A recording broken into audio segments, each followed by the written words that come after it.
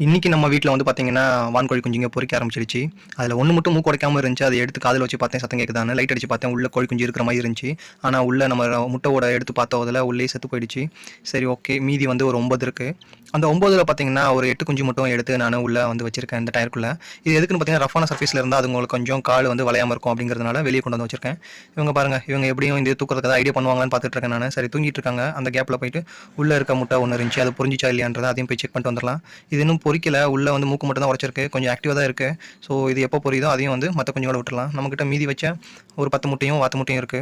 சரி இது எப்போ பொரிக்குதுன்னு பார்க்கலாம். இது வந்து பார்த்தீங்கன்னா, நம்மளுக்கு வந்து 5வது பேட்ச். இதுவரைக்கும் 45 இது நம்மளுக்கு முட்டை இட்டிருக்கு. அதில இவ்வளோ பொரிஞ்சிருக்கு. பாவம் இது ஒண்ணு செத்து போச்சு. இத மட்டும் நம்ம வந்து மண்ணுல போட்டு புதைச்சிரலாம்.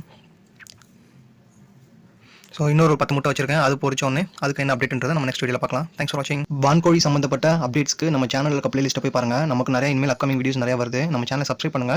கண்டிப்பா உங்களுக்கு யூஸ்ஃபுல்லா இருக்கும்.